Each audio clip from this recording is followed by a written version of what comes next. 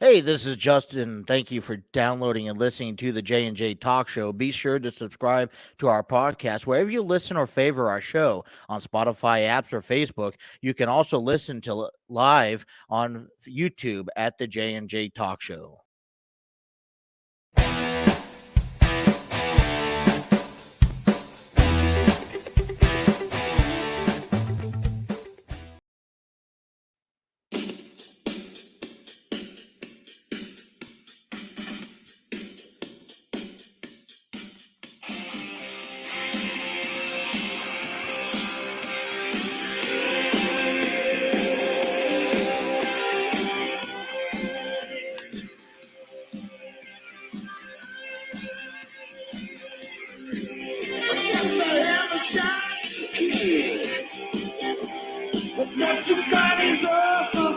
Welcome back here to another episode of the J&J Talk Show. Hi, my name is Justin.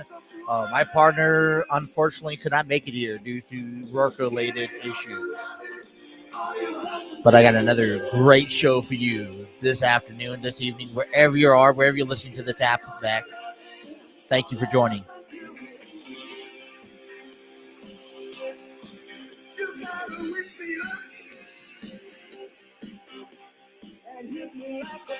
Nothing like some good old ZZ Top there. And I actually got to be thankful that he played this song here. This was actually not by choice, and that's because I have a good pal and a good partner. He was on our show last week. He's been on our show before. I got to thank and welcome in Trey. Trey, Hi. thank you and welcome to our show. What about that entrance? And you turn off a great song. Very good song. You know what? I had to, okay? This is about the show. It's not about playlist here. So I apologize. But it was a good show. You just song, okay? I mean, out of everything, out of the three options I gave you tonight, okay? Out of the three options that I gave you tonight, that was really one of the best And I ones. picked the best one. You did. Let me just give you, I'm going to now tell you the other two options. The one from Pitbull was going to be Timber. I thought that was fine too. And then the one from Bruce Springsteen was going to be Glory Days. I'm glad I not picked bad ZZ Top. selections, but you picked ZZ Top. So that means I just got to play those ones coming up here later on in the week here. But thank you for joining us. How are you doing over there? You had a good weekend, didn't you not? I mean, I know I had a good weekend. It's been full of sports, full of football, baseball. What Halloween kills came up. We'll talk about that in a minute. But how was your weekend so far? My week has been fantastic. I got a Bengals victory. Nothing could top that. Yeah, we'll talk about that in just a little bit in our program here. And I got to be honest with you. It was a pretty good weekend. I went out to the punk. We took my family out to the pumpkin patch yesterday. It was a great time. Had a great fun. Nice weather. First time going this year. It was a little bit more muddy. I kind of dressed up, at least my bottom half, a lot better than my top half. But I probably wore the little too good of a pair of shoes after some rain came in early on in the weekend, and it kind of almost, I wouldn't say ruined my shoes, but I had that down experience. Otherwise, it was been a fun weekend. I got a chance to relax. It's been a busy weekend here, and it's going to be a busy weekend moving forward as we have a lot of stuff coming up here over the next week. So before we get to that, before we start getting into everything going on this week, I brought to something earlier on in this show that I thought was worthy enough to mention. It was kind of just something to test the waters with Justin. Obviously, he's not here again. He's not sick. He's perfectly fine now. Okay, it's work-related issues. His job hasn't worked later, and he comes home tired. And so, he's just. Let me put it out there. He's one big pussy not coming on the show, missing 2 weeks. Okay. So, Before you go on, yeah. Justin, you owe me. If you There can you hear go. me, you owe me. That's the challenge, Justin. You owe him something. No, I mean, listen, I get it. The work that we do is pretty intensified. So it's kind of hard to sit there and to, put 8-10 hours of workday into what he's doing, and then have to come over to someone else's house for like 2 hours and talk some sports. But you listen, it's the greatest job of the world, so I don't know why he should be complaining here. So, but other words, I set this up for him. I don't know if you paid attention early on in the week. I asked a question here that I'm going to ask to you. And I want this on the top of your head. So don't Google this. Put your phone down. Put your phone on silent, because I want you to, really think about this. So I asked earlier this week, I want you to name professional team names out of the United States. So football, basketball, baseball, and NBA. Okay. Professional team names that end without the letter S in the name. S. Without the letter S. So like the Cincinnati Reds, the team name is the Reds and it ends with the letter S. Out of all 4 sports in professional league, can you name how many teams can you name without the letter S? Let's start off with football. Oh, I got one. Pittsburgh Steelers. No, they end with the letter S. Steelers end with the letter S. Shoot, they do. Okay, let me give you this easy one here. Football only has one team that don't ends with the letter S right now. I gotta think about this. Don't tell me this. Let me give you a little bit of background. About 2 years ago, this should be giveaway. About 2 years ago, the NFL had 0 teams that end with the letter S. Now they have 1, and I believe either next year or the year after that, they'll go back to 0.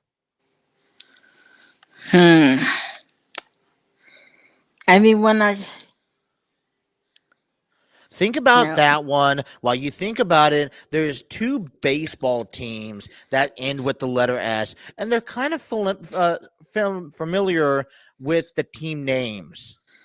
So if you could tell me that name here. Also, the NBA has 4 teams, and the NHL has 4 teams. So there's a total of 11 professional team names that do not end with the letter S. Can you give me any of them? I'm thinking about it. This is going to bug me now. And once you hear about this, you're going to be like, oh my goodness, I should have thought about that. I'm probably going to smack myself. What? Well, I mean, NBA is kind of a little, okay, so football and baseball are kind of more dumbfounded. You just never really thought about this. NBA, okay, I could probably name 1 or 2 off the top of my head. The other 2, it's kind of like, well, I can't name all the teams in NBA. NHL is the same thing. I wouldn't be able to name none in NHL, but there's a total of 11. Well, I don't really know baseball. I can only give you probably about 5 names of baseball. Okay, so let me put it this way. I'm going to give you a little hint, little help. Both teams in baseball that don't end with the letter S, they were /R in the playoffs.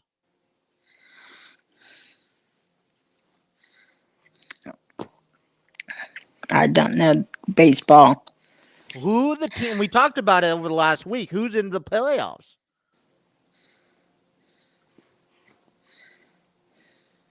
You're blanking on me right now. Come on, we're talking about the postseason and who are in the playoffs.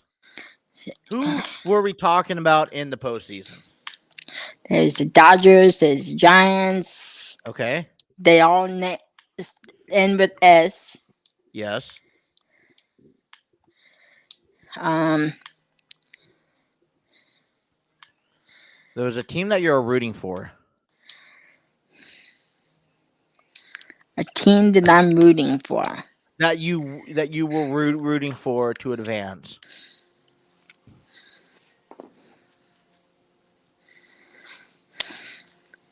You're blanking on me so bad. I am. This is a pop-up quiz. Pop quiz. I'm not good. I know. I can't. I mean, you know what? Come on. I mean, I'm thinking about the NFL team. There's only one NFL. Come on, start rattling off in it. Come on, you can name one. Do I have to name them all? Let's see. Browns, Steelers, Bengals, Ravens. They all end with S. Okay. Buccaneers, they have an S. Dolphins have an S. Jets have an S. Giants have an S. Okay.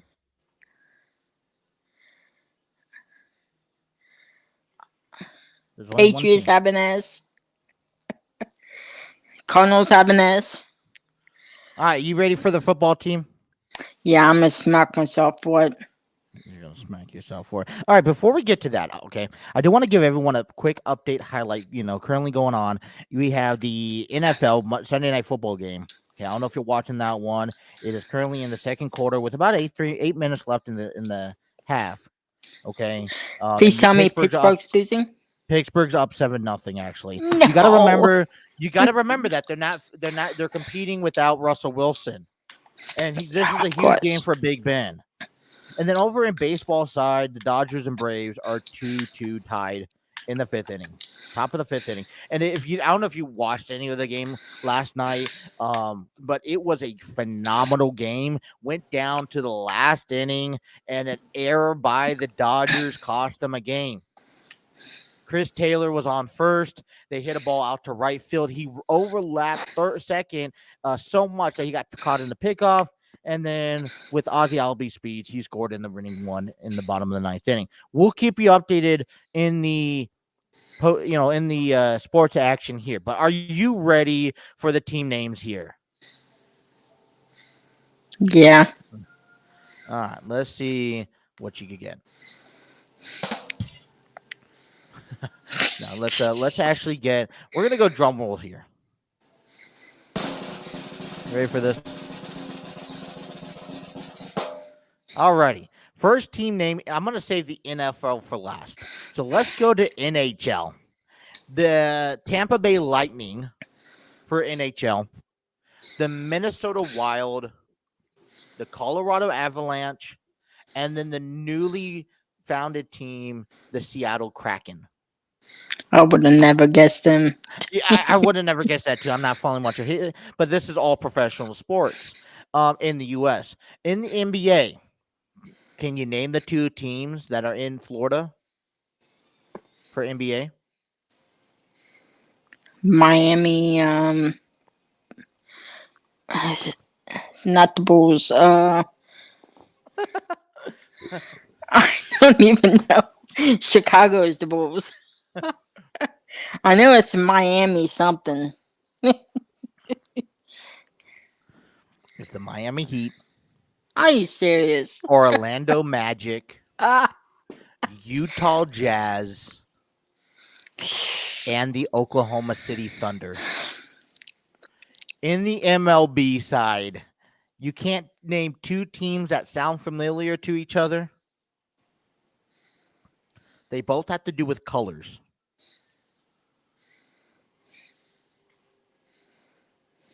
The Boston Red Sox and the Chicago White Sox.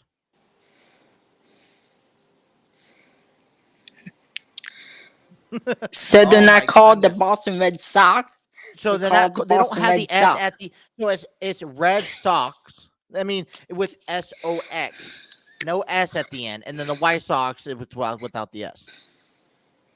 That's their team name. And then the football one here. Okay, football one here. I can't believe that you're doing this, but really.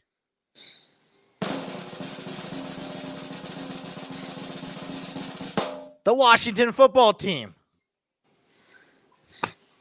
The Washington football team. They're the only one without a team name. But no, there's no S at the team. There's no teams. There's one team. That's ridiculous. Oh my goodness. Oh my goodness. The one that I was never even thinking about.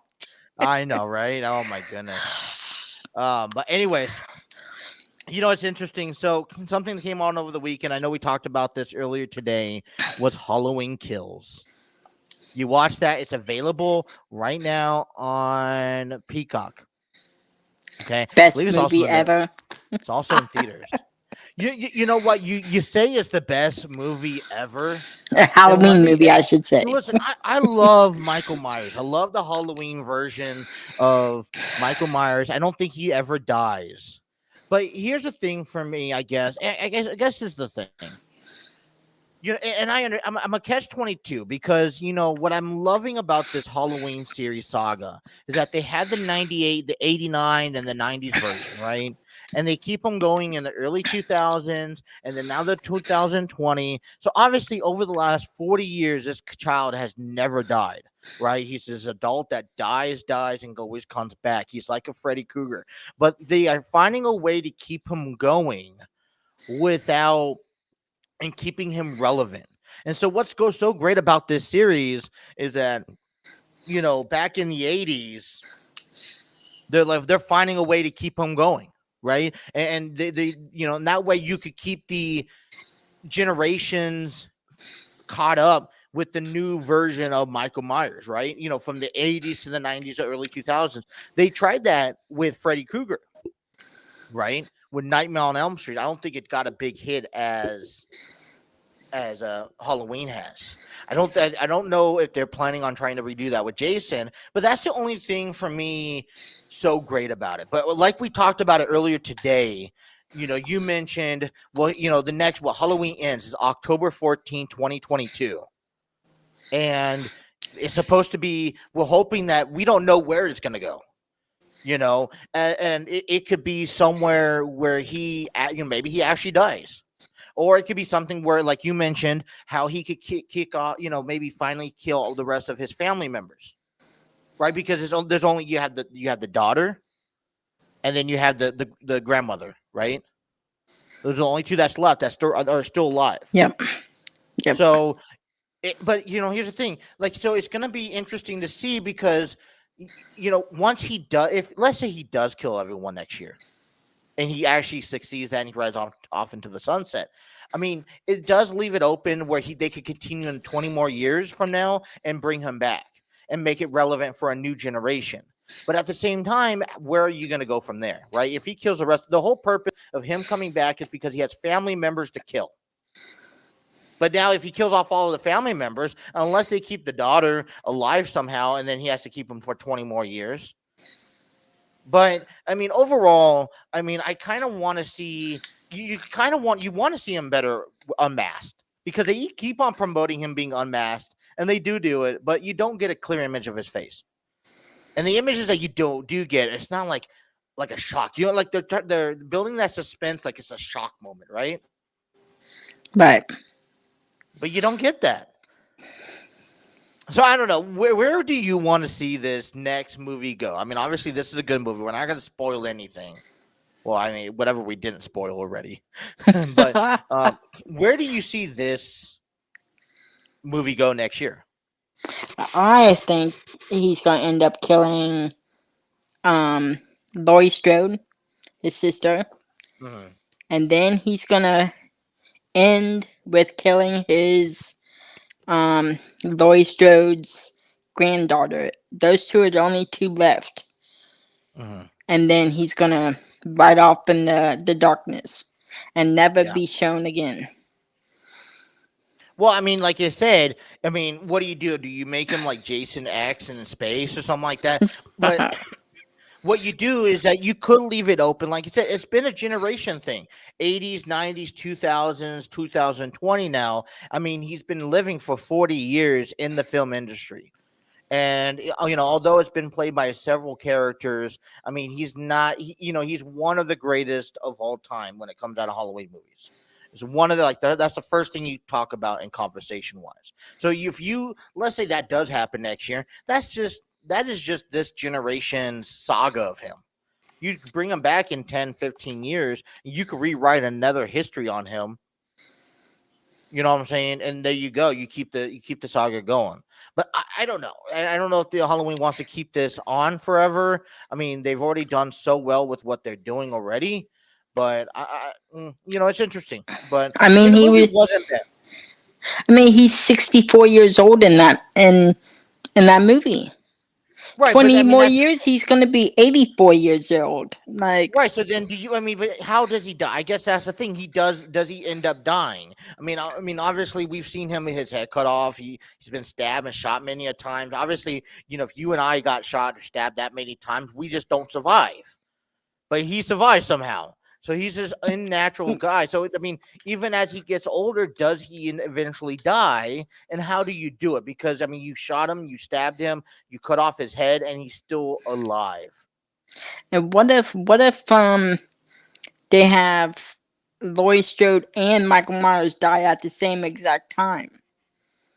I think that would only be you kill the youngest, that young child, Right, and then they both have to die at the same time. I think that's the right, only way to go if you want to end it. But like right. I said, the other option is to finish off the family, keep them alive for another 15 years. Because if you're making him immortal now, in 15 years, you'll be what, 80, 90 years old? I don't Yeah. know where the story will go, but I mean, you can make it happen. You can make the story happen for some, I don't know how, but you can make it happen.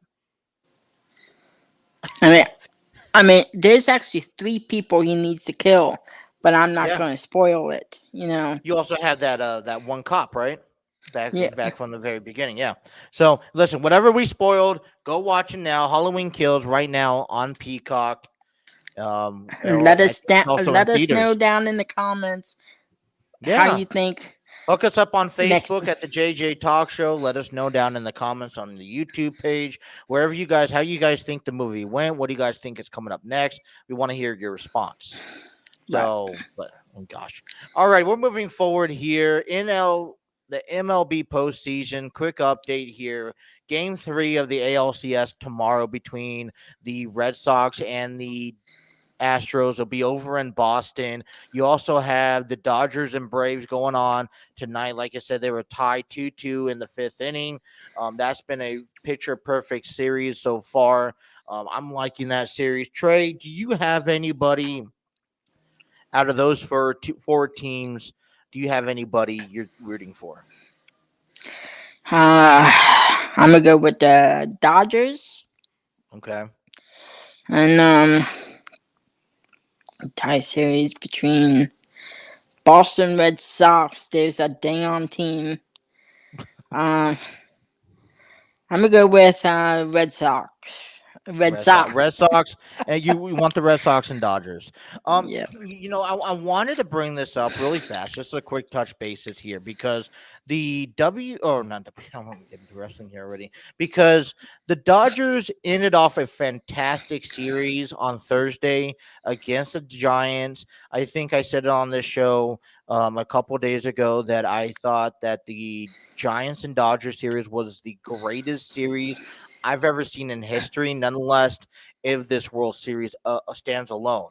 So, I wanted the Giants to win just because, the Dodgers have been running the decade of this league, and I want to see a new team. And so I was rooting for the Giants. Dodgers won, great series, and they come into Atlanta, great series. I don't think that there's a lot of hype talking about the Dodgers and Giants as much more towards the Red Sox and Astros. So I'm rooting for the Braves on the NLCS just because I don't want to see the Giants or the Dodgers to go. But the Red Sox and Astros, okay, you got to remember what for 2-3 years ago, this was a team that was both acquitted of rumors and convicted of um, the stealing sign scandal.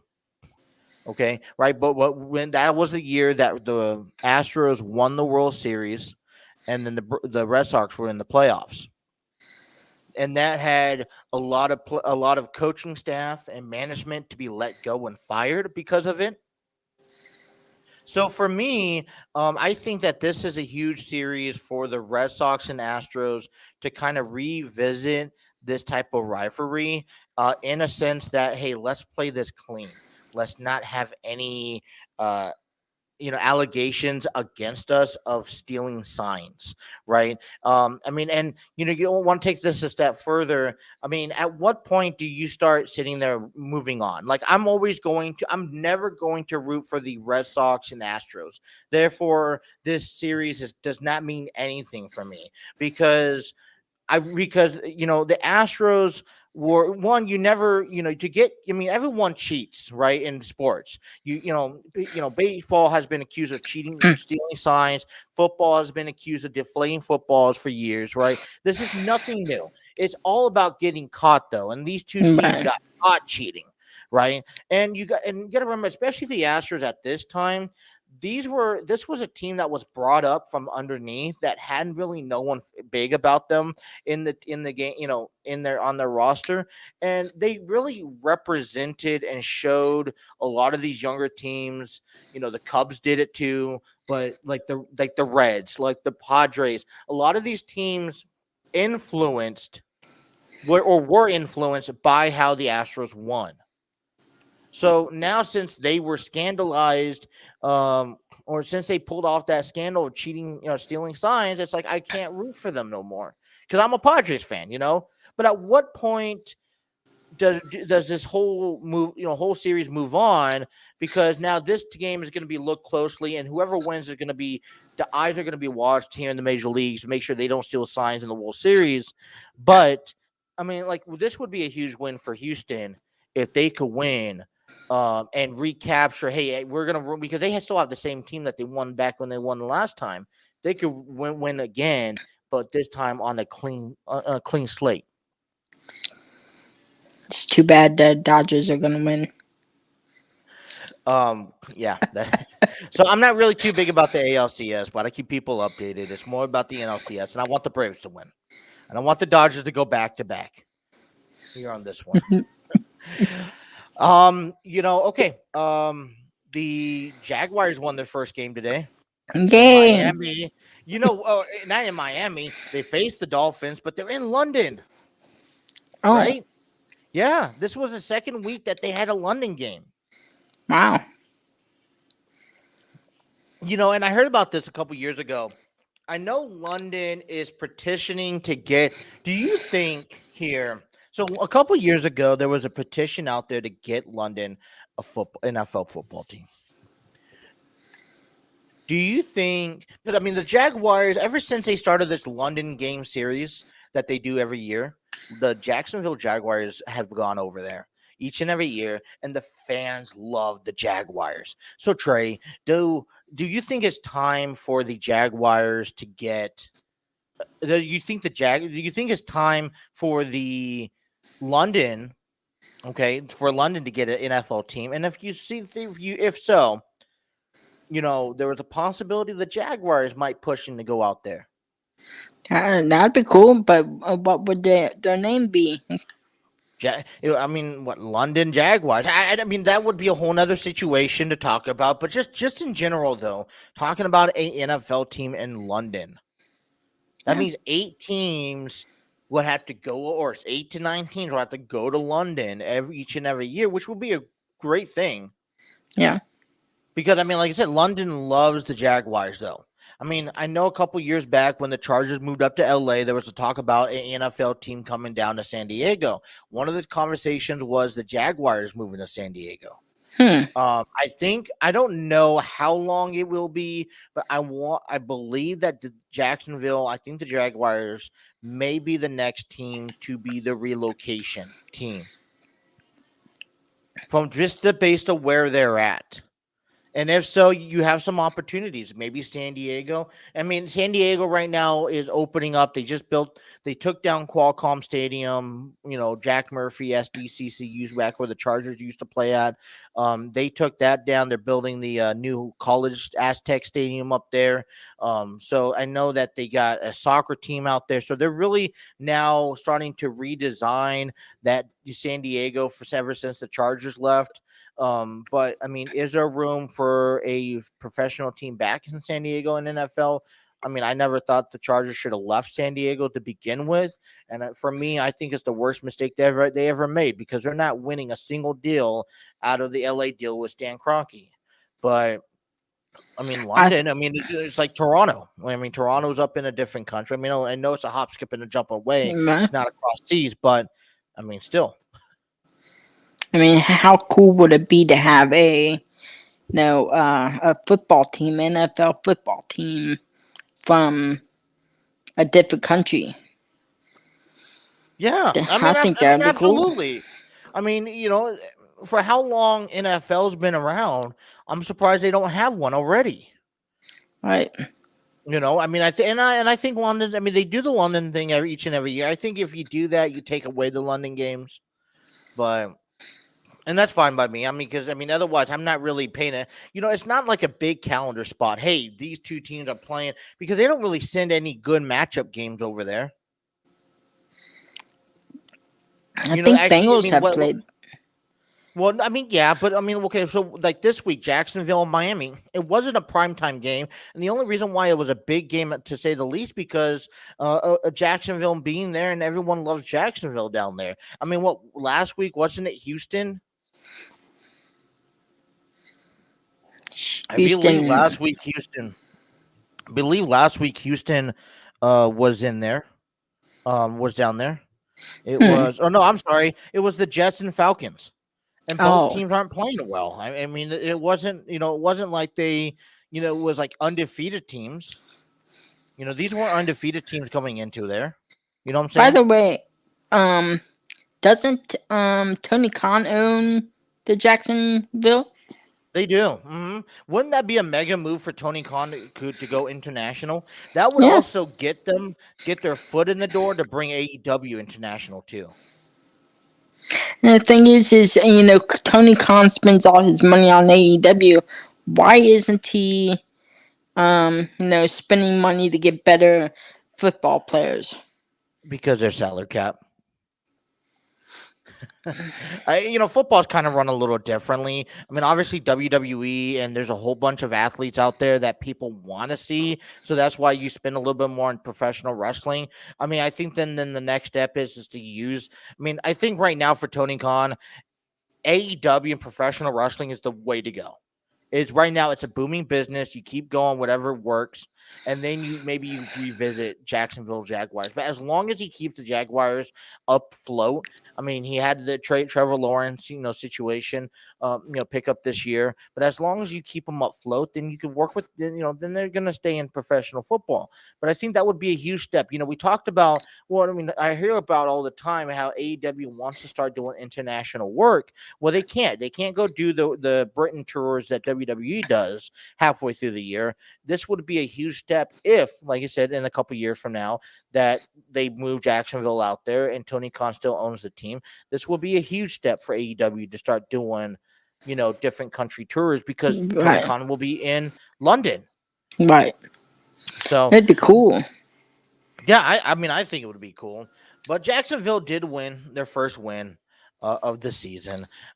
We talked about, I mean, you mentioned how the Raiders the Bengals won, right? Okay, so we'll get to the Raiders in a little bit. A little scoring update for football. Seattle's on top with about heading into halftime. Yes. 14-0. No, I'm sorry. I tricked you there. I'm sorry about that one. Come on, bro. Pittsburgh Steelers is up 14-0. Heading into halftime there. Jaguars beat the Dolphins. The Ravens beat the Chargers. And I'm like, the Chargers didn't even show up today. Coming into half, it looked like maybe Justin Herbert just got off to a bad start and they were going to get something going, but it turned out to be a blowout, 34-6. Wow. It was 14-6 at halftime, or 17-6 at halftime. The Vikings upset the Panthers on the road in overtime. It was 28-21 with 3 minutes left to go. The Panthers run down the field, leaving 41 seconds left on the clock at the end of regulation to tie the game and accomplish the 2-point conversion. Minnesota gets the ball, comes back down the field, and scores a touchdown to win the game. The Packers and the Bears, it was a good game, a good test for Justin Fields. Packers come away 24-14. Your Bengals manhandled those Lions. And I have to tell you, there was just a small concern with Joe Burrow and that throat laceration that he had, contusion, right? They told him he was clear to play the game, but they told him that he was not allowed to. He was not. He was forbidden to speak, all week long, and he was not. He was to use as little words as possible. And he comes away with a big victory. Colts beat the Texans 31-3. Rams beat the Giants 38-11. Wasn't impressive. It looks like maybe the Chiefs are back on the right track, but they had some struggles early on against Washington. But they come away beating them 31-13. Arizona 37-14. Raiders Wow. 34-24. And yeah, Arizona beat the Browns. Got to be impressed by that. And then the I'm very Cowboys beat impressed. the Patriots. So I guess if you're looking for the Ravens are in first place, 5-1, followed by the second place, 4-2 Bengals. Not too bad Yes. though to be getting off the season. I was looking at this at the scores today. I do want to ask you a few questions here. First of all, how do you feel? I got to get your thoughts. How do you feel on the Bengals winning again? Obviously, we knew confident wise, we knew that this game was going to be it should have been an easy walk in the park, right? It sure was.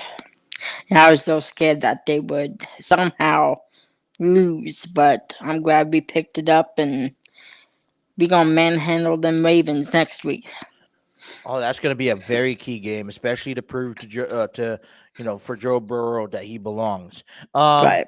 Okay, so Kansas City wins. They've been up and down so far this year in the conversation. They won some key games. Have they found their mojo, right? Their smoothness in today's game to continue for the rest of the season? I'm just glad that it's not the same teams winning. No, Yeah. you look at the Chiefs and the Buccaneers. They were head to head last year. I'm just glad maybe it'll be Arizona going into the Super Bowl. Wouldn't that be cool? Yeah, I mean, it's been almost a decade since the Cardinals been to the Super Bowl. I found it interesting. And you say it correctly when you state that it's not. There's a lot of even playing field here. I mean, Cincinnati performing well. That AFC North is playing very well. Right. It's going to be much more of a challenge coming to the end of the season. I mean, and I think that's what we all want once in a while. I mean, don't get me wrong. I love when the Kansas City and Tampa plays well. You want to see Tom Brady do good, or No, we because don't. right. But here's the thing: it's an establishment. See, you establish your dominant teams, right? And that way, when it comes down to the team like the Bengals, right, and they go on to face a hard team like the Buccaneers or the Chiefs, and they could beat them, you're like, yeah, this is a team that's been playing extremely well. This is the team to beat. You know what I'm saying? It's like when the Rams. Like the Rams earlier this year, I think the Rams were a little downgraded, after getting rid of some players, and they've been back and forth. But to go in there and beat Tampa Bay, the World Super Bowl, defending champions, I'm like, that's a huge successful point. So, Right. I mean, you want these teams to establish themselves in dominance, so that these underrated teams could come in and beat them. I'm just tired of seeing Tom Brady.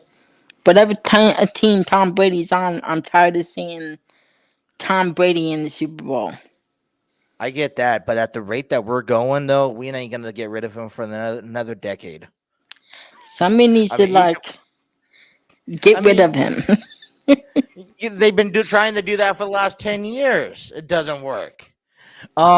So, okay, is the Cardinals a authentic team now? We've been through 6 weeks. They are 6-0. They beat the Browns, so I thought maybe also should have given them a challenge. It wasn't much of a challenge. How good are you under or overselling the Cardinals? How good are the Cardinals this year? They're doing pretty good. I just can't wait to see Bengals versus the Cardinals. Is I want that to this year? see. Yeah, I believe it's later this year. Okay. Um, I want to see how the Bengals go against AJ Green. Right, former AJ Green there, yeah, former Cincinnati Bengals. And that's gonna probably be around more towards the dog days, right, of the Yeah. season. So Yep. there's gonna be a lot of tests going up there. So here's one of the other questions here. First week without John Gruden, Raiders don't look like they're skipping a beat without him. Obviously, you heard about the scandal. We heard about all the emails going out. He's starting to go up the chain, and Roger Goodell is starting to get at getting into it. And this is just bad news, right? I told on an earlier show that I covered it on Tuesday as breaking news, but I try to stay away from this as much as possible. But how long do you think maybe the Raiders are going to hold with this issue? They talked about hiring a new head coach. But in my opinion, you kind of have to just bring up your assistant coach for the remainder of the year because everyone has already established, the John Gruden way and how to play Vegas Raiders football, and bringing in a new head coach kind of changed everything completely. And I don't know how players will do that on a physical standpoint. So how Right. long do you think the Raiders will stay in? Do they have enough? Is the talent on the field enough to keep them in the postseason talk throughout the season, or how Uh, much of that was actually played through John Gruden? what is the record? Do you know? They currently sit 4-2. 1-2. I mean, Yeah. they did pretty good today, so I think they would be all right.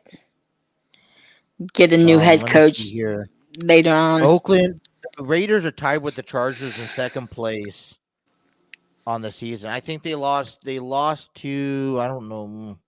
Let me check that out here.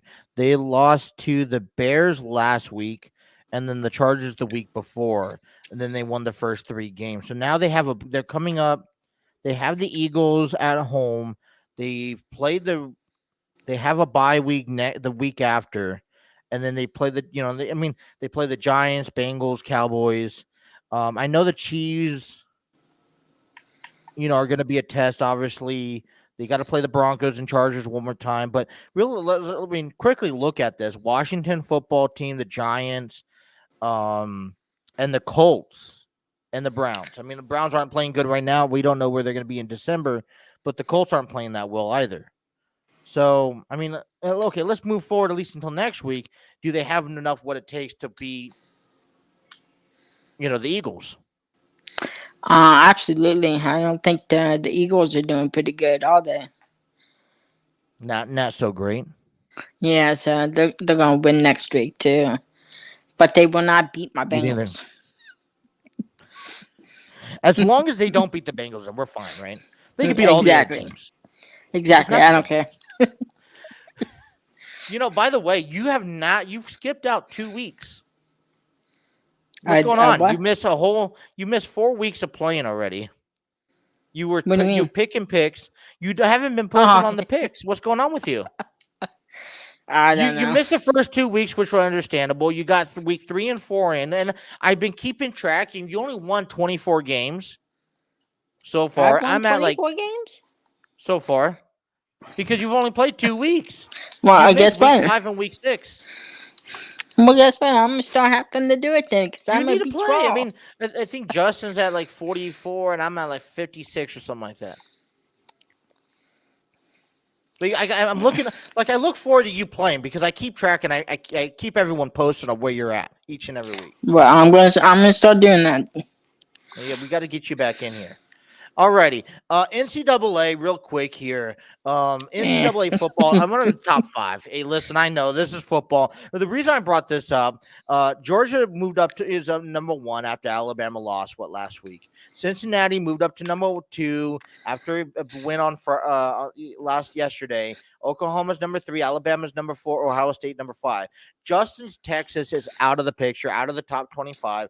My San Diego State moved up to 21. Still no Clemson Clemson in the top 25, but Iowa and Penn State 2 weeks ago, they were 3-4, and I was like, oh man, these two teams don't belong in the NCAA top 5. But here's the big reason. You're a big Cincinnati fan, Cincinnati Bearcats, and number 2. Go, take your thoughts on this one. First question is why isn't my UK up on there? Because they have not. I mean, they lost to Georgia. That's why they lost to Georgia yesterday. Terrible. I'm very surprised Cincinnati's up there in Ohio State too. And it's been talk. We talked about how great being a Cincinnati fan is, but we also have to mention here for you. We talked about this before the program. It's definitely do enough to mention here. This is a huge season for the Cincinnati Bearcats, especially considering that now they're in about 2 years from now they're going to be in the Big 12 and they're going to face Big 12 opponents. They're going to have a whole nother look in the conference. So just the statement that they're making right now in that top 5, and now their next goal is to start looking towards to being in the semifinals of the NCAA tournament. I mean, that's a huge, remarkable point, and a point to be made in the in that conversation. So hopefully, I know that they're looking to eventually expand that NCAA the tournament to 8 to maybe 12 teams. That's going to probably be done in about a year or two. But I mean, it's better. I mean, okay, Ohio State fought their way back in after losing week 2 against Oregon State.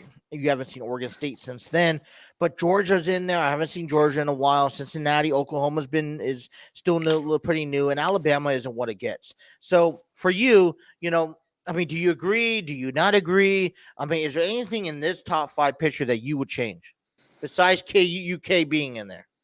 Well, I don't really pay attention to college football. But I'm a Cincinnati guy. You got to pay attention to it, though. I mean, you're in the region of Cincinnati. Yeah, I mean, I'm a Cincinnati boy, so. And the Bearcats are in there. I don't really care about Ohio State. I've got some family members that watch them, and I like picking on them. So. Right.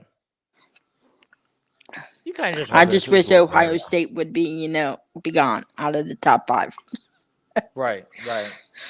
Well, we'll see how that goes down the road here.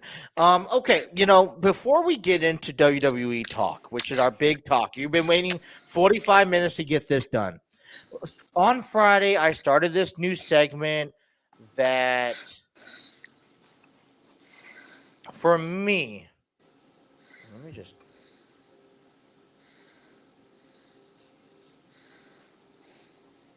Hold on 1 second. Sorry. So I started this new segment of history today in history. So Friday I did sports, right? And it's kind of just interesting. The top 5 things that I have that really we talk about for sports here. So it's kind of just a great small thing here we go through. So today in sports, we got the top 5 of just in history, but Friday was top 5. We'll get to top 5 a little later on. Okay. Number 5, Benji. It's a movie back in the 80s. It was a movie about a stray dog who saves kidnapped children, was airing theaters, and he became a DC character. Any thoughts? No.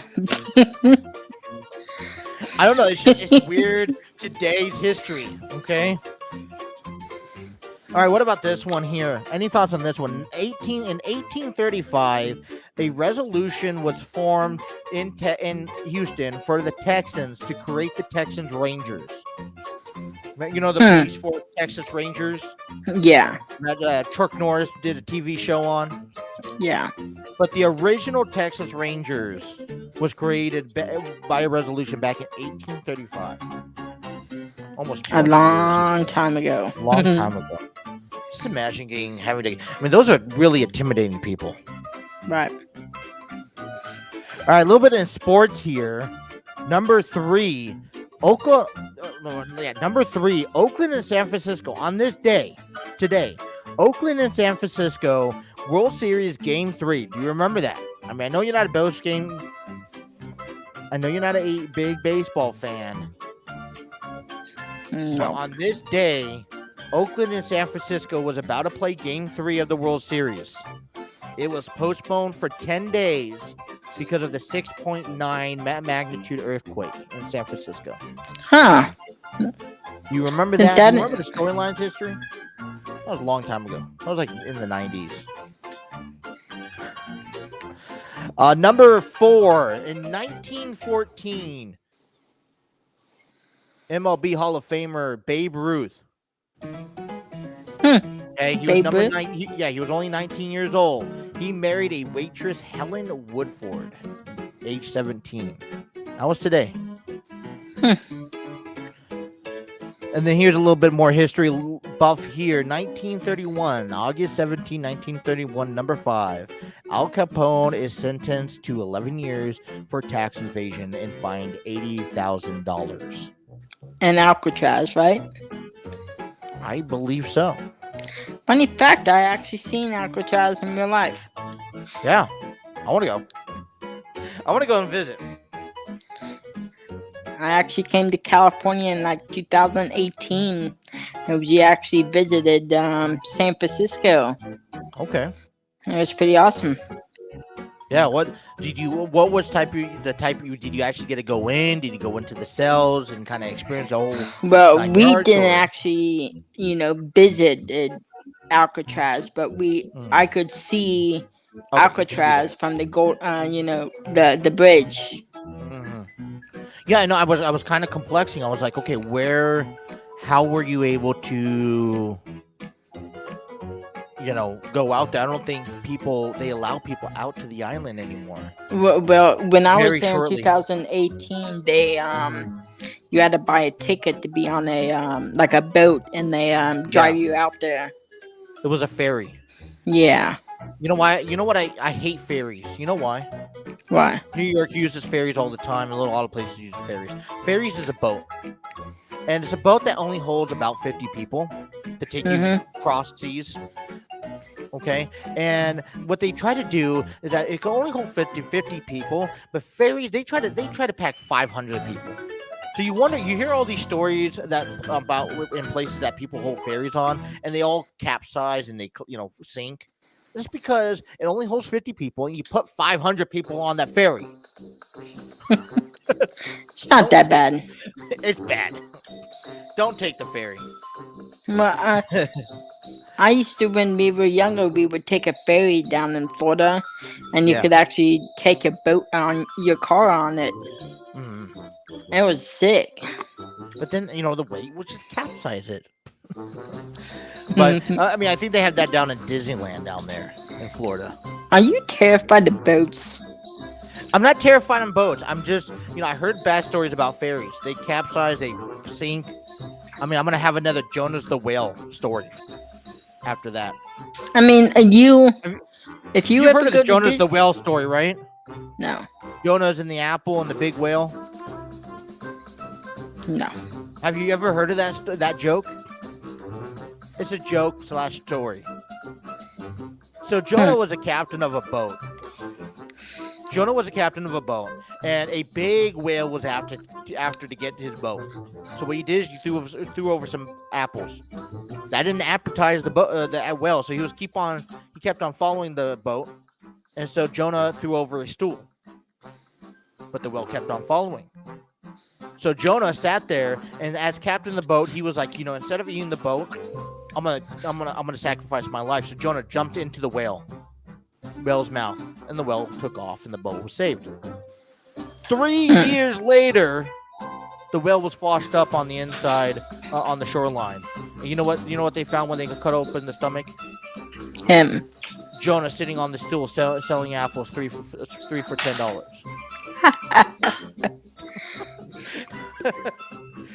Anyways, that is your top 5 today in history. I have history, sports, whatever. I'll have to do top 5 in wrestling of the day. Yeah. I just seen it earlier on Facebook that today marks so many years ago that DX was Created. created on Monday Night Mhm. Raw. Yeah, you know who they're. I think who was their first tag team opponent? I don't know. Anyways, okay, let's get what we were ready to take talking to. You waited over 50 minutes for this, okay? Okay. 55 minutes. Let's get ready.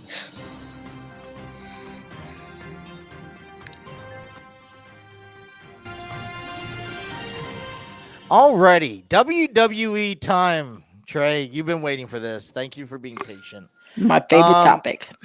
Crown Jewels coming in this Thursday, October 21st, 2021 at high noon Eastern Standard Time, right? Is that time correctly? Yes, and you're going to miss it. I am. I could probably catch the first hour, but I'm going to have to watch the rest at work. But there is just, oh my goodness, so much going on here. All right, let's start into let's get into the King of the Ring and the Queen of the Ring tournament. Right, where are we sitting at? So Carmella loses in a shocking loss to Zelena Vega back on SmackDown Friday. So Dewdrop will face what? Shayna Baszler. Shayna Baszler, not Shayna. Shayna Baszler, Shayna. You know what? Tomato. Okay.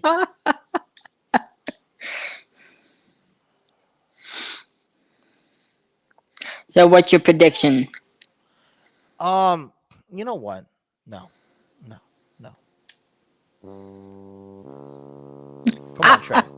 Come on, Trey. Let's get on the same program. So yeah, Shayna Baszler. Okay. So you know what? Dewdrop has been, one thing I've kind of not looked at, and I had to take a step back this week and look at Dewdrop for a moment. You know how much she's impacting the women division right now? Who, Dewdrop? Yeah. You got to remember, you got to think about it. I mean, Courtney said this a couple weeks ago. Dewdrop is not your ideal wrestling persona of female. Right. Right. Everyone maybe weighs $110, $180, between 100 to maybe 150 pounds. Right. And then unless they're like Tamina, like a built size like Tamina or Nia Jax, then you don't normally see them in WWE. Now, Carmella, like for example, not Carmella, Karma. Remember Karma? Awesome Kong. But yeah, she was big, but she was a beast. Right? Like she was dominant in the ring. Yep. You don't want to mess with her. Dewdrop has that, like, let's not take seriously look, but she's also a big person that if you really look at her, it does look like she does not know what she's doing, or she does not belong in a square circle, right? Right. But she has broken off from Eva Marie. She has become her own character, acknowledged, and quite, she's in the semifinals now, facing a really tough opponent that you have to think that, yeah, she's the undercard in this one. And realistically, you don't maybe think she's going to win, but you don't know. Maybe she'll surprise you. She surprised everyone on Monday when she rolled up Natalya and beat her. It's hard to take her seriously, but just the impact that she's having on the female personas of wrestling, like wrestlers come in all shape and sizes, and she's growing that out on, on Raw. And I got to give her a lot of credit for it. And fans are getting behind her. And at the beginning, I'll be honest, I was not getting behind her. I was like, she was a person that didn't belong in the ring, but she did. She's earned her way. She's earned my respect. I got a question for you. Okay. Is this the time for Nia Jax to get her revenge on Shayna Baszler? I mean, I don't know where, from my understanding, when she injured her a couple weeks ago, this was the start for. She was supposed to have surgery, I think, right? But So I don't know if she's well enough to come back, right? I guess that's my only theory. She may not be ready to come back and perform yet. You know what I'm saying? But I would like to see her. Yeah, I would love to see Dewdrop advance.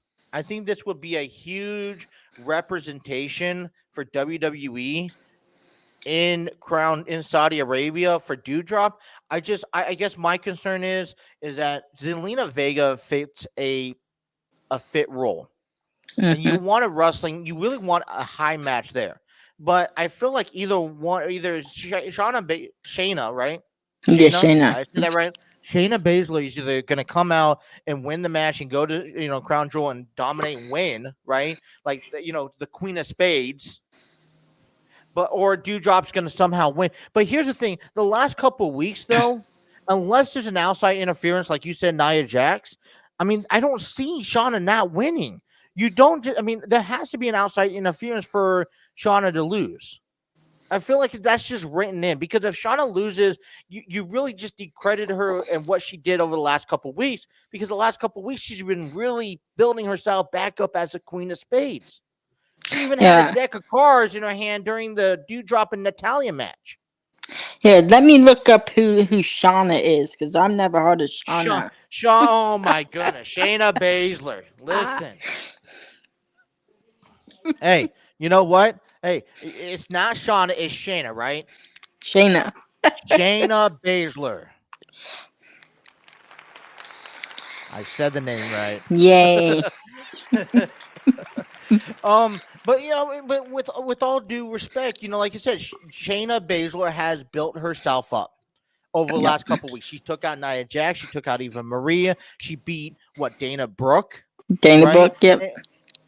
And I'm like, and she deserves to be in the spot now. Like you said, I mean, can Nia Jax come back? Yeah, of course. Or can maybe Natalia interfere in some way or fashion? Yes, but I don't see this match coming up tomorrow night between Dewdrop and Shayna Baszler has to be a clean fight. If it was going to, Dewdrop is going to win.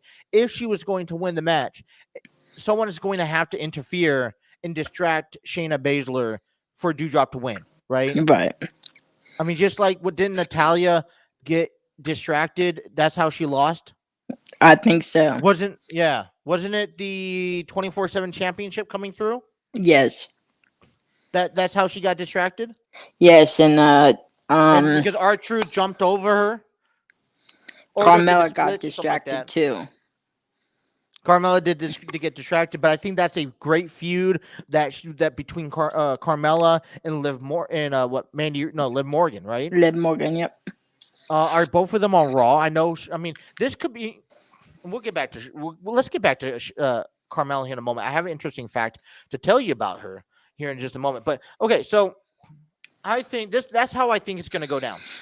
Dewdrop is going to win by a distraction of Shayna Baszler. Someone distracting Shayna Baszler, or Shayna Baszler is going to walk in the crown jewel. Either way, I see it working out. I think that if Dewdrop I think whoever wins this match is going to beat Zelena Vega at Yeah. Crown Jewel because it's a huge promotion. It's a huge promo for Dewdrop because being crowned the first. But do you really see her the first ever? You see, here's the other thing. This is the first ever Queen of the Ring tournament, right? Yeah. So do you really see her doing it? I think I'm feeling for Shayna Baszler. That's the WWE perspective, right? I mean, this is the first ever. This is going to go down in history as the first ever winner. And Shayna Baszler, Dewdrop just does not fit that bill for me as the first. Maybe I'm wrong because I mean they've been putting her up pretty big. And Shayna Baszler has been my pick this whole entire time. Oh, We're gonna come back, and we see by the time we come back next week on this show, we're gonna have a winner. And but I really feel that the whoever wins is gonna come from Raw tomorrow night. Yeah. Well, that's the scenario. We'll talk about Carmella losing to Zelena Vega. Right. I thought this was going to maybe be a turn down, but Zelina stepped her ground. They're building that rivalry between Carmella and Liv Morgan. You know that this is the first time since she got brought up that she's going to be on a different brand. Really? Yeah. Remember when she got drafted back in 2016? That's when they did the brand split. She was on SmackDown, and she's kind of been that SmackDown leader. And I mean, actually, and I can't, I thought about this Friday because I was listening to her and Corey Graves on the was it after the bell talk show that they have that Corey Graves has with Vic Joseph, which is a great show, by the way. If you get a chance to listen to it, they have it on YouTube. They have it on it's called After the Bell with Corey Graves. And I know Vic Joseph is a host, and they had the guest host of the girlfriend of Corey Graves, Carmella, on the show. And this is the first time you think about it. This could be her very last time being on Raw or on SmackDown. Right. And she just goes on and talks about how appreciative she has been. She's kind of been more of a locker room leader for the women's division in that, SmackDown, helping the team out. And this is going to be a whole new experience being on Raw. It kind of, I love, in order to do this show, you have to kind of listen to some of wrestling news. I listen to other talk shows just to, understand how to produce shows. But, have you heard of After the Bell with Corey Graves? Yes, I have. Have you ever listened to one of his episodes? No. They talk about nonchalant stuff. I mean, they were in PJs and all that stuff on Friday. I know another big one is Busted Open with Bully Ray. Oh yeah, I don't watch him either. But you should. They have really good content.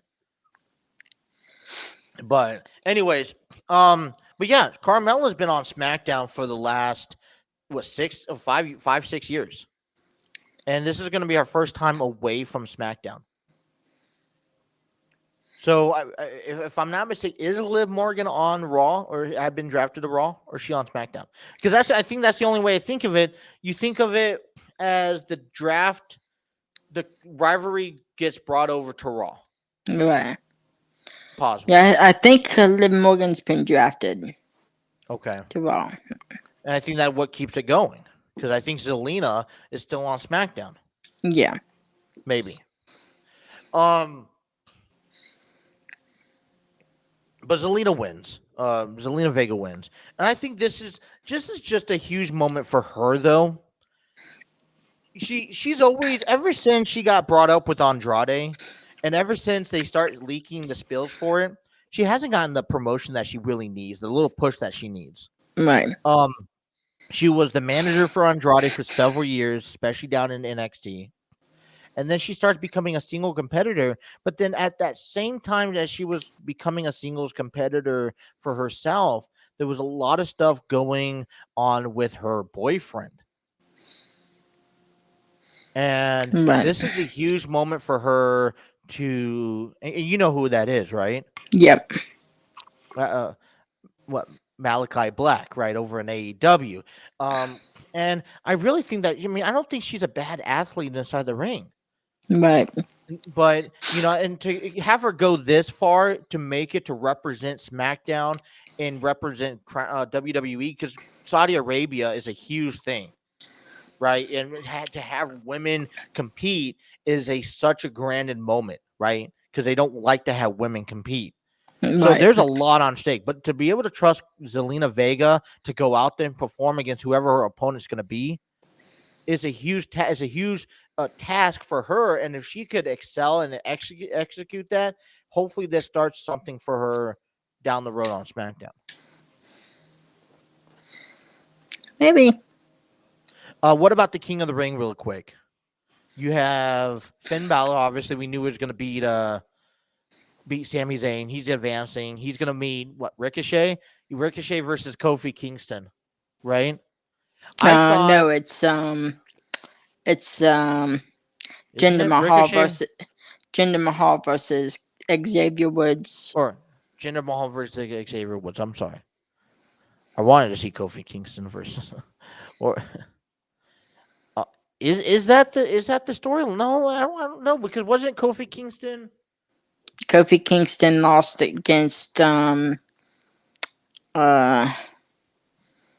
Jinder Mahal, and now Xavier Woods has to face Jinder Mahal, and winner of that faces Finn Balor at Crown Jewel. Well, I'm very impressed. I'm impressed that Xavier Woods beat Ricochet. Right. Ricochet is not getting the push that he needs. And then I could see Kofi Kingston losing to Jinder Mahal. But is this, I mean, because you had the baby face in Finn Balor. You don't get, you don't get Xavier Woods coming into this tournament.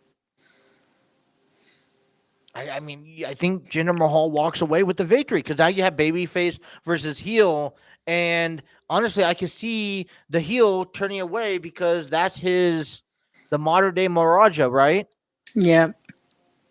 Jinder Mahal wins Crown Jewel, the King of the Ring tournament. Unfortunately, I Saudi think that's Arabia. what's going to happen. That paints the picture. But listen, anything could happen. WWE likes to change it all. That's just how it thinks to happen. Things happen here. Yeah. Okay, so let's get back down to it.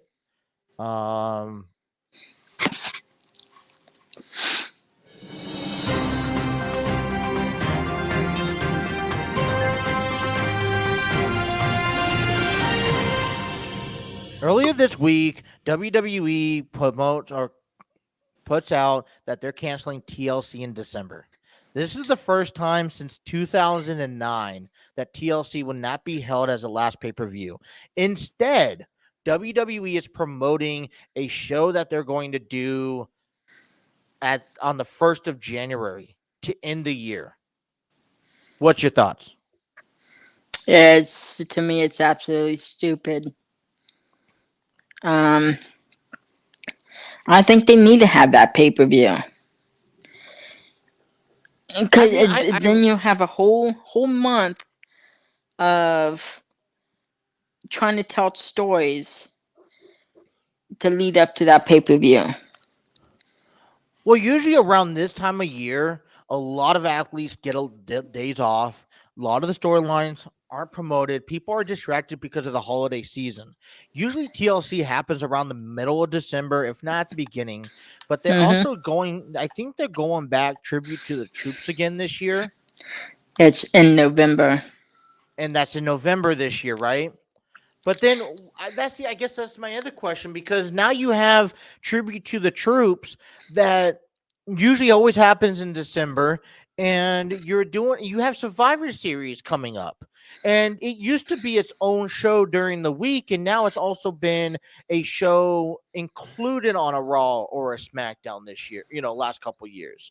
So I don't know. I don't like there's a whole gap right there for nothing to happen. And I can see why WWE is doing that, because the holidays, and they're setting up for something at the beginning of the year, like a New Year's revolution like they used to do. Right. But you're right. I'm not a big fan of it. I love TLC. I thought this would have been a perfect pay-per-view for a guy like a Kevin Owens to do something with. He loves Extreme. And everyone enjoys when they have stipulations. And the fact that we had such a failed stipulation pay-per-view back at Extreme Rules, I thought this was going to be a perfect makeup, for them. You had stipulation pay-per-view after the brand split again. I thought this would have been perfect for them. But to me, I think it's absolutely stupid that they canceled that. But when is a tribute to the troops? Is there a date on that?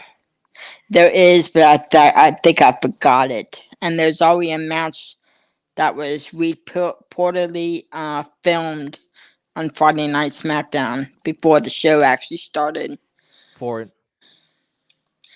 And it was champion versus champion, Roman Reigns versus Shinsuke. That was reportedly filmed for that tribute to the troops. Right. Yeah, I'm a big fan of the tribute to the troops. Okay, I love what they've done. I wish that they could continue to do it. I wish they could do it at a better stake. I really wish they could just go out to one of these camps and do it at a camp on the U.S. But it is what it is, I guess. Um, that's what it made it felt tribute to the troops wise. And I know we're getting off topic here, but tribute to the troops felt very more authentic when you had it outside, like in Baghdad and Afghanistan, in Iraq, or Right. when you had these, everybody surrounded, and they should just kept with that. You could go to base camps and set that up and make that work. But Right. then you have it with Survivor Series. We already know Survivor Series is going to be Raw versus SmackDown again, right? Champion versus champion, and who's going to be a better brand. So, but then, like I said, the TLC was the first pay-per-view after the brand split that they just had that was going to really test and give them the ability to make some adjustments, especially considering how terrible Extreme Rules was with booking the stipulations. One stipulation Right. match that really didn't have all that into it. So, yeah, they canceled TLC in December for a New Year's Revolution. Let's get back into what we really want to do. More major news here.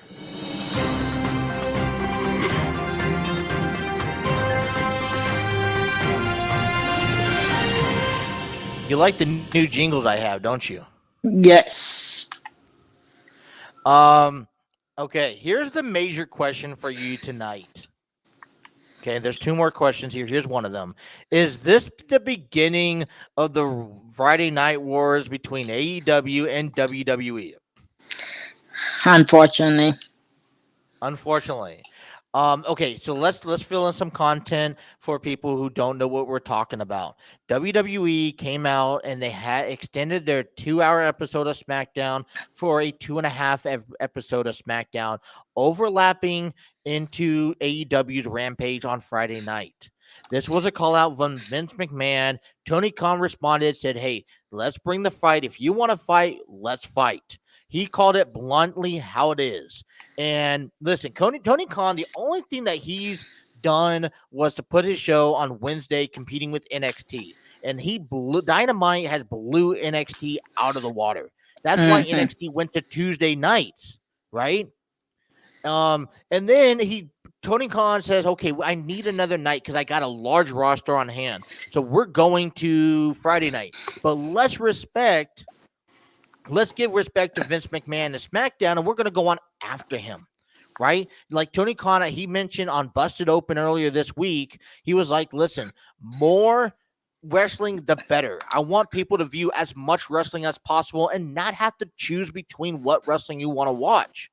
Right. And I thought this was a perfect babyface move for Tony Khan to make, and I agree with that. Listen, there's a lot of wrestling to be watched here on, with AEW with 2 or 3 shows. They have Dynamite. Well, Dynamite moved to Saturday for a moment. I don't know if that's going to be permanent or not. And then you have Dark on Saturday. You also have Rampage as well. This is a huge thing for WWE wanting to make the same statement. But what I heard, and I have to agree upon here, is that this is Vince McMahon you're talking about. He's the one who back in the 90s or back in the 80s when he took over his father's business, back then everything was separated by regions, more like the mob was. And he was like, once Vince McMahon Sr. Jr. owned this, he went into other people's territory and started growing across the world. And that's when he started breaking, shutting down NWA, WCCW, ECW, and all that stuff, because he broke into the territories, kind of like that golden rule you didn't do again. But Vince McMahon is now throwing his first shots at AEW, saying that we're better than you and we're going to go a half an hour more than you. Now, I mean, AEW is putting on great shows. I mean, having a great show on Friday night. He also had a great show on Saturday. I mean, they're doing shows without pay-per-views. They're giving people free shows on television compared to what they were giving back, than having to pay for a subscription like All Out. Right. So, although we call this, right now, we know WWE is still so much on top of AEW. There's a lot of people that don't know about AEW. Right. And so here's my thing on this take. And if the word's going to start, the word's going to start. I think Vince McMahon, I don't know if Vince McMahon quite is ready yet or knows what he's doing quite yet in this situation. Is he ready for this type of battle? Because AEW is ready to put up the matches for it, and they're doing it without a pay-per-view. Right. So let's be honest. I think the only thing WWE beats them at is you could air these pay-per-views for very cheap compared to spending $60 to $70 on a channel that you only get for a couple hours, and then you have to go record on DVR. Right. You can at least rewatch it whenever you want. Even the WWE Network, which I think will also sometime come back up. Okay, I think they shut down for the pandemic, and I hope they come back up again. But this is a major. That's the only thing that they hit on. But you want to start a war with. Excuse me. You want to start a war on a brand that had a better pay-per-view than you've had the last two pay-per-views combined, because Extreme Rules and SummerSlam were nothing compared to what All Out did at around the same time. Right. I think if WWE wanted to, they could easily get back into this war. I just don't think they're trying. I think they want to, but you have to. I mean, listen. WWE is still right now the place to be for me. Okay, Mm-hmm. I understand there's a lot greater matches, a lot greater storylines. Which leads me into this last thing. Here's the thing. Even though WWE is still beating the fan base of AEW, is still beating ratings than AEW is. Okay, but here's the thing. You got to get back to storytelling. And this is the picture. This is what leads me right into my next one here. And before we get back and finish this here, we got to thank some of our lucky people, right, to make this happen. So let's quickly thank StreamYard. StreamYard, live streams made simple. Go to StreamYard.com. Also by Placeit. Okay, create your mock-ups, logos, and videos. Placeit by Envato. Go to placeit.net for more information. And by Epidemic Sound. Discover world-class composers, artists, and bands. Find your perfect track and give your social accounts the music they deserve. Go to epidemicsound.com. Okay, we're wrapping this up, and here's what I want to talk about. WWE used to be great for this. They died off the last couple years. And the first thing that we're seeing right now that's giving you the only entrance into WWE really is this. There's two top storylines right now that shows them that basically the type of storylines that they did back in the day that got people watching wrestling, right? That beats AEW anytime. And that is the Edge and Seth Rollins. Because the only thing that I haven't liked is that the last 2 weeks they've done nothing but come out on separate times and just talk for like 5 minutes. Mm-hmm. Otherwise, the fact that Seth Rollins went to Edge's house, the fact that Edge is coming out as this rated R superstar character, they're extending this storyline a little bit more in depth, and that's what I enjoy. That's one. The second thing here is Brock Lesnar and Roman Reigns. This is one of the best storylines that I have heard and watched since like the last 5 years. AEW doesn't necessarily have any real storylines yet because they're still creating storylines. Right. But Brock and Roman is a storyline that has been talked about for years. And as we get into the ending of that 30-minute, Brock doesn't have to say much to put over someone big. But when he talks, you listen, right? Right. And all he said on SmackDown was, listen, Paul Heyman told Roman, hey, everything that you want in this contract is in this contract. You go ahead and sign it. Roman hands the contract to Brock. He tells Brock to, and then Brock signs a contract without looking, slaps it on the table. Roman says, you're stupid for not reading it. And you know what Brock's response was? I know you heard it. You know what it was? He was like, Yep. Roman, listen, I've already read it this morning with my advocate, Paul Heyman. And it left a smiley grin on Brock Lesnar's face. Roman Reigns looked lost and confused and disappointed and angry, like a mixture. And Paul Heyman, all he could do, he wasn't even pleading to Roman Reigns. He was like, he never shook his head no. He clinged onto that title as hard as he could and just stared at Roman Reigns.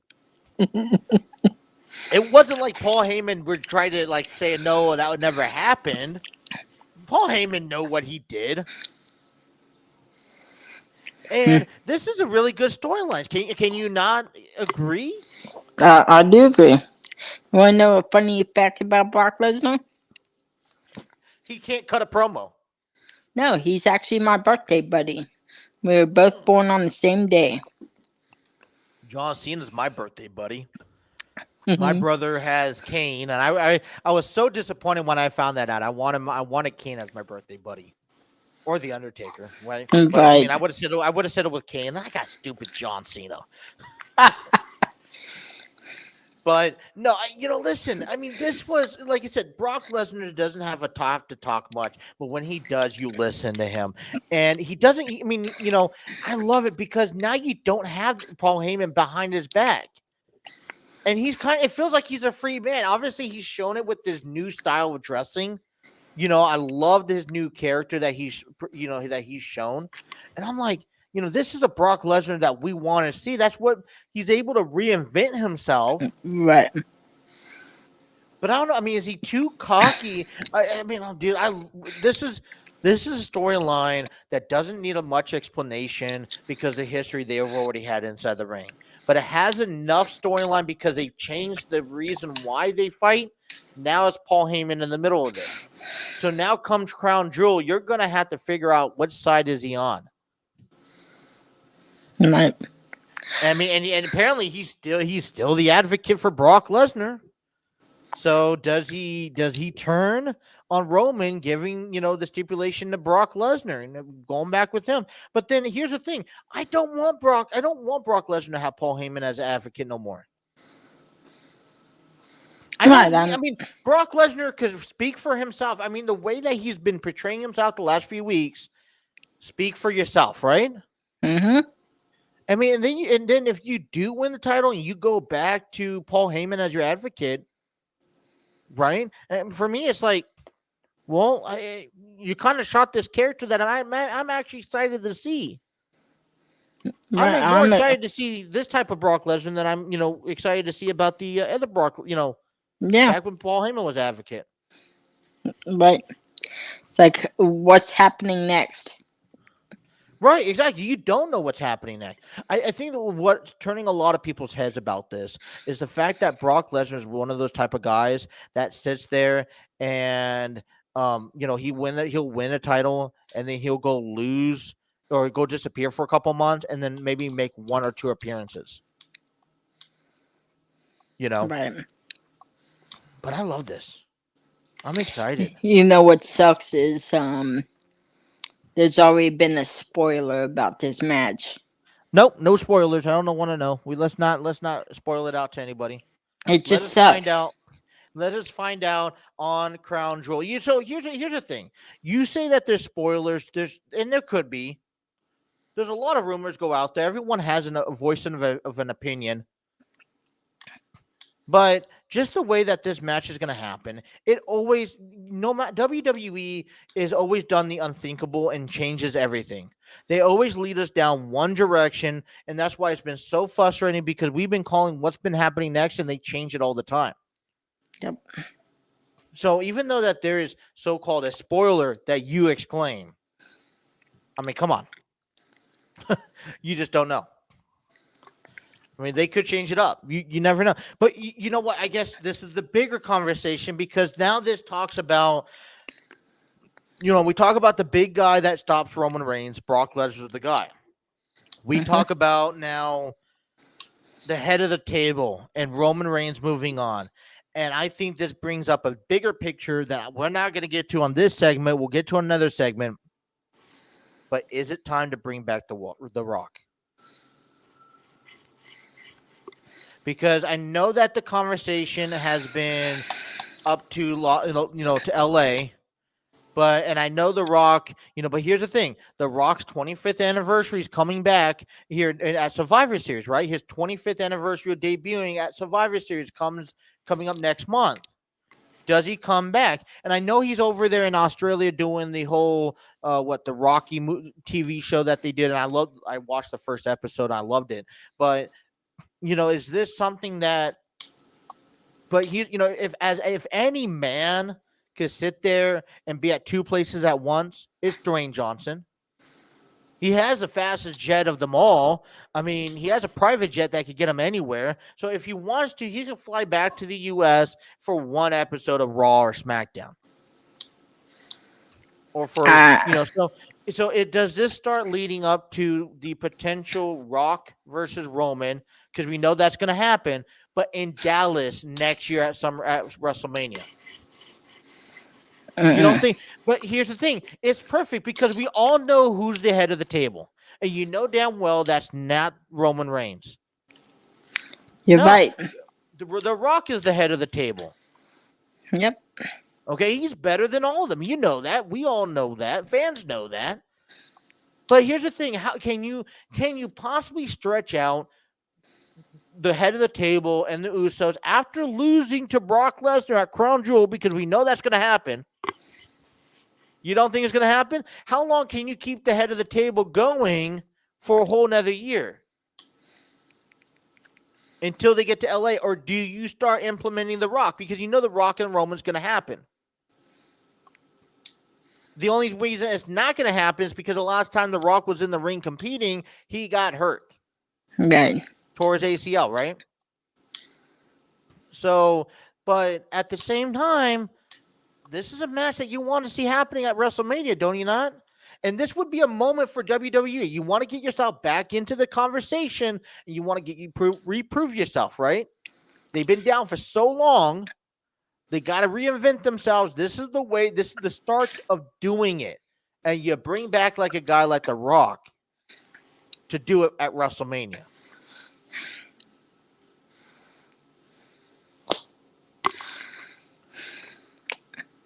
I kind of agree, and I kind of don't.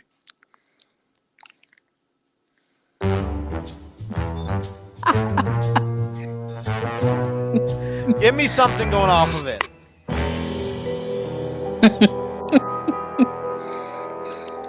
Trey, I mean, okay. So what are you thinking? So based off what I heard, I'm not going to say nothing. I want to hear it. So based off what I heard, Drew McIntyre is his next opponent. Roman Reigns? Yes. Well, listen, I'm not saying that Roman Reigns and The Rock is going to go next month. No. And that what I've heard, that is going to go all the way up until not SummerSlam, but the Royal Rumble. Okay, Royal Rumble. And then Brock Lesnar is going to be Roman Reigns' next match at WrestleMania next year for the championship. But is there someone else that can go after Brock Lesnar? So Roman Reigns and Drew McIntyre has already beaten Brock Lesnar. Is Right. there anyone else on the SmackDown roster can beat Brock Lesnar? Anyone on the roster that could On the beat Brock? SmackDown roster. I think it would be nice to see a Drew versus Brock Lesnar again. Okay, but I'm talking about anybody else besides Drew and Brock. Because there's no point for Drew really right now to reface Brock Lesnar. So is there anyone else that Brock Lesnar could face on the SmackDown roster? Sheamus. Is he physically able to do that? I think To so. withstand that? Yeah? It'd be another, tough. Be a huge, hard. it'd be a huge Yeah. push for him. Especially, we don't know what his future holds with his career. And then The Rock will be available for. Why I think have? here's the thing, because the Brock Lesnar is now going back he's giving back to the company. He's already done everything he can with Roman Reigns. I don't see why you need to put him back at WrestleMania anymore. You already had this match at Crown Jewel. So for me, it's like, okay, Drew McIntyre has already won it. That's fine. He's already beaten him. But what about, like I said, someone else new? What else can you get back? You already had, Seth Rollins beating him. I mean, if Braun Strowman was here, you would have Braun Strowman maybe. Right. But Drew McIntyre's already beaten him. Seth Rollins already beaten him. And you already had Roman Reigns beat him. So who's next that could beat him that he could put over? Because he's giving back to the company. That's what he's doing. Right. So who's the next person in line? Sheamus, maybe. Yeah, that's a good candidate. But who else can be? And yes, that will separate you. So now you could focus in on the head of the table and their dilemmas, and bring back the Rock for the Dallas. Because, like I said, how else can you bring Roman Reigns in the head of the table scenario on SmackDown? How long can you drag that out? Can you really drag that out into 2023? Is there enough opponents for that? Here's the thing: is the roster big enough? Is there enough wrestlers there for you to do that with? I mean, to me, The Rock fits better versus Roman Reigns in Hollywood than at Dallas. Right, but Dallas the question is where how, Rock is, though.